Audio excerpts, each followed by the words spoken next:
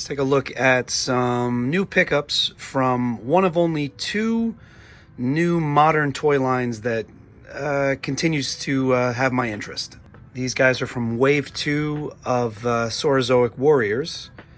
We're looking at Fae Kwan, Kolig Shipbreaker, yeah, Javik Mosa, and Sokudo Legion. This is a line that's like a little overly complicated and creative with the names. So yeah, the majority of what I collect is vintage stuff from properties from the 80s and early 90s, or newer lines that are extensions of those, or like reissues of that kind of stuff. But that is not to say I'm totally closed off to new stuff if it interests me and it seems like it's well done. The two lines that are modern and for the most part original that I collect are Legends of Dragonor and Saurozoic Warriors. I have always loved dinosaurs, so I'm always kind of interested in dinosaur-themed characters and figures. These guys in particular, this line, Wave 1, kind of blew me away with how individualized the characters were, how detailed the sculpts were, as well as being kind of campy and exaggerated at the same time. I loved Wave 1 so much that I had all of these guys on pre-order, but then with my spending getting a little out of control and needing to try to consolidate what it is I collect, I canceled my pre-orders and I kind of forgot about this line for a little bit. But then lo and behold, I'm scrolling through Amazon and Saurozoic Warrior figures are now available on Amazon. So I couldn't resist, so I got these four guys all in one fell swoop. And just from their presentation through the windows on the boxes, I think that I'm gonna enjoy these figures as much as Wave 1. They all come with tons of accessories, and again, the colors just continue to the decos and the color schemes of these guys just continue to really be striking on the shelf.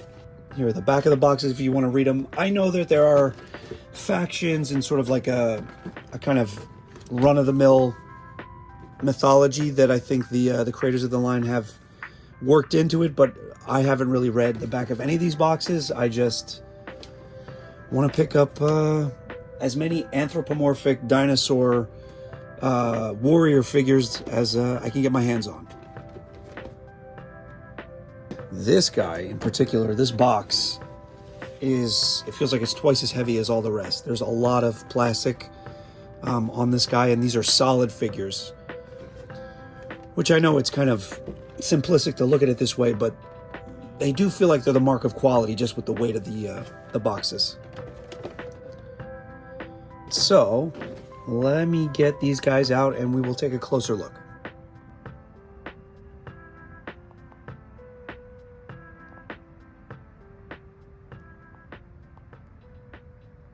And I may have a habit of telegraphing my opinion of toys before I get them out of the box. But yeah, I do love these figures. I think this is a line that's just getting better. But yeah, okay, so let's talk about them. And let's just go from left to right, and we will start with this guy here, who is named, I have to check the box again, because again, these names are crazy, Kolig Shipbreaker, who is sort of like a Brachiosaurus, which I think we've already, yeah, I had to check behind me. We've gotten a Brachiosaur already in this line. This is kind of like a retooled, redecoed kind of alternate version of one of the other sculpts we've got, the other Brachiosaur sculpt that we've gotten. But he is very, I mean, he's more than distinct. And just for comparison, and yeah, here's the other Brachiosaur, which now that I put them next to each other, I take that back. He is, from what I can tell, the head sculpt is completely new. Maybe pieces of the arms are the same, but again, yeah, he's more than different enough to sort of like justify him being his own figure. The motif for Kolig Shipbreaker here is kind of like a medieval warrior. Get this off so you can take a look at the head. The jaw does not open, or does it? Oh, it does open. The jaw opens. A lot of character in the face, a lot of nice detail, and the paintwork on all these guys is amazing. So here he is stripped down. Still actually a pretty interesting looking figure. Yeah, tons of beautiful paintwork and colors. The color of the plastic is this kind of like aquamarine, and he's like touched up. He's got like a darker blue wash on top of him. He's got kind of like those, and this is something that you'll see in a lot of the figures. He's got sort of like a cartoony, exaggerated proportion, which I love. It makes him look like he's jumped right off the pages of a comic book, even though I don't think there is a comic book. Articulation is not hyper, but there's plenty of points of articulation. You've got the jaw, you've got the neck, or where the head meets the neck up top, as well as a ball joint where the neck meets the shoulders. The arms abduct, 360, elbow joint, and a hinge, and yeah, it's sort of a ball and socket joint for the wrists. Decent bit of hip movement. We've got the knee, and the knee is a double jointed knee, and the ankle is as well. And so yeah, he comes with a ton of stuff. All these figures do. He comes with a nicely sculpted and molded cape. I do wish these were cloth, but that's maybe just because I'm a child of the 80s. A nice shield with an awesome amount of detail on the front and back. This is a thick shield. A really nice axe. And all of these accessories have a wonderful amount of detail sculpted in. With the exception of the Mosasaurus back there, all their helmets kind of sit kind of gingerly on their heads, so they come off easily, but the fit is nice once you have them posed the way you want. Striking baby blues. And lastly, he comes with a crossbow kind of gun, also with a lot of nice detail. My one gripe with this is that it's a very flimsy, soft plastic, much more so than the other accessories. One quick note here: the grip on these guys is really, really tight. At least for some of the weapons. This thing almost falls out, but the axe fits in there so tightly that I did get some kind of scuffing of the paint on the handle of the axe. Fair warning. Next up, we have the figure that is kind of gets the most improved award when compared to what I thought he was going to be in the box, as opposed to when I got him out of the box in hand. And this is Fae Kwan, who is the kind of pteranodon. And he has got kind of an ancient Japan kind of motif, which I just adore. The hat fits on more snugly than the last guy, just because the back of his head sticks out the back of the hat. And one of the nicest things about him, which again, it could have been just because of my failing middle-aged eyesight, but there's a lot of detail and kind of texturing in the sculpt of him that I could not see and thus appreciate with him in box, which I really, really love now that I have him in hand. The paintwork is again impeccable, detailed and yet subtle. Like there's that really nice kind of slightly darker green wash over the pale yellow green. The eyes are picked out really, really nicely. Obviously the jaw opens and closes on this guy. And from a glance, yeah, like all the clothing, the attire on him looks very, very kind of simple, but up close, it is incredibly detailed. There's a lot of like fabric texturing worked in to everything he's wearing. And of course, I love his peck and shoulder tattoo, which looks like the wave. And besides the really cool hat, he comes with this chained weapon, which is kind of like a nunchuck with an extra bit and maces on the end. I'm not very well versed in the names of weapons, so the name of this is something that is that somebody out there knows, please tell me what it's called. And then back here he has this other weapon, which looks like a nightstick attached to another mace, because these do detach. So technically you get 3 weapons. Even though the proportions on this guy are very, very different than the last figure, the articulation for all these guys is pretty much the same. If there is limitations, it's because of the bulk of some of the build of some of the characters. But all the joints, all the same joints are pretty much there.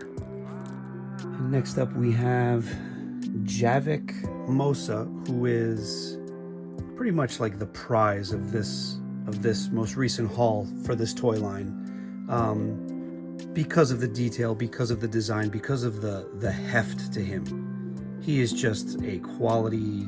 He's just a quality figure. And of course, hinted by kind of the motif here, the scuba motif.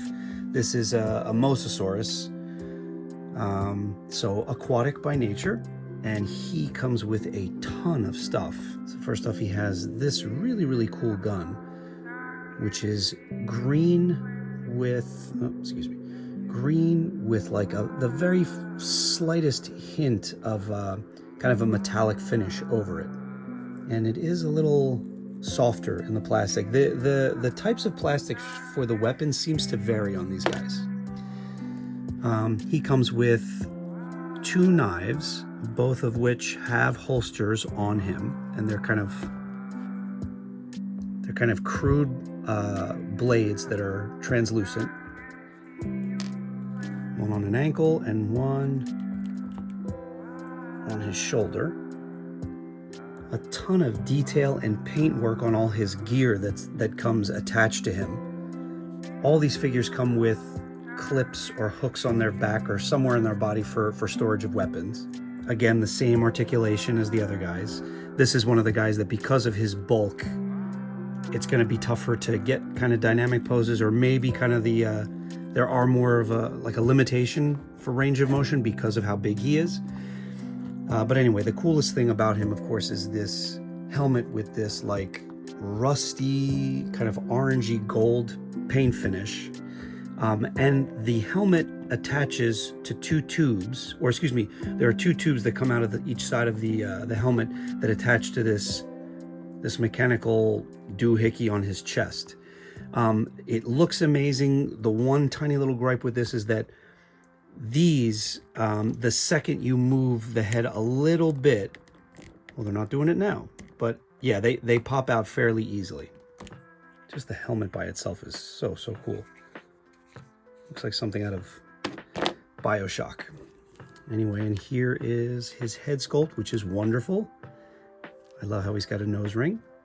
Jaw opens and closes pretty wide. And he actually looks, I almost feel bad covering up that head sculpt with the helmet, because this is pretty presentable as is. A lot of character, a lot of expression. And lastly, we come to Sokudo Legion, I think I'm saying that right, who is beautiful and striking, and also probably the weakest of the 4, in my opinion. And he is a raptor in kind of like ancient dinosaur samurai related to Shredder. Another really, really nice head sculpt. And you could tell that a lot of care went into designing and sculpting these figures. His jaw opens, but barely. I don't know if that's just kind of a design flaw or mine's stuck, but it barely opens. Again, really, really nice paint work. The color scheme on this guy is beautiful, in my opinion. And he does come with 2 samurai swords of different lengths that fit perfectly into sculpted straps along his waist. And each sword is complete.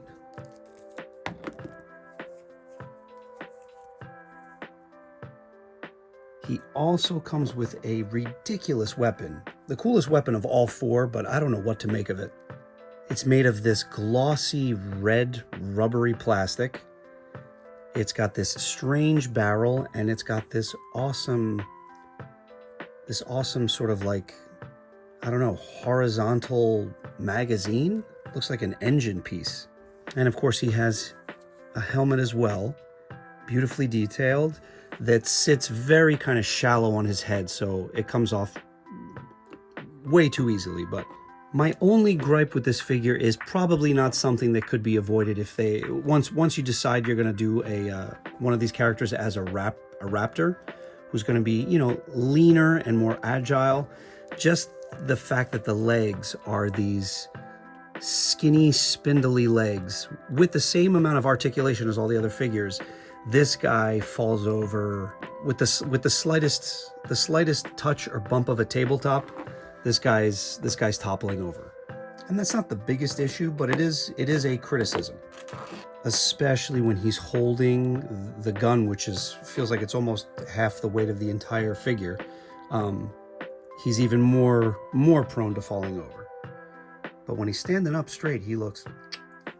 And I really do think, as long as you're open to sort of like wacky, zany action figures, I think it's really, really tough to argue that they look amazing standing here next to one another. This line, you'd be hard pressed to find another toy line that sort of like glows almost on a shelf, more so than Saurozoic Warriors. Then the colors, especially these four that I have, are all so very kind of 90s. They're almost like neon. The themes of what they're going for all vary so greatly. I mean, yes, they're all kind of warriors, but beyond that, each one of them has their own personality and all the different kinds of armor and weapons, and you would think would clash greatly, but no, somehow it all sort of like it's all seamlessly mixed together beautifully. And they look like they belong to the same line, and that's not just because they're dinosaurs. That clashing of themes, and there's a whimsy and a wackiness to them that feels very 90s as well. Very, very much akin to sort of like later issued TMNT figures. And just to further that point about how good they look on a shelf, in spite of all the craziness with the colors and accessories, let me throw out here all the Saurozoic Warriors figures I have together. Yeah, I mean, come on, look at this beautiful madness. And that is a quick look at the 4 latest additions to my Saurozoic Warriors collection.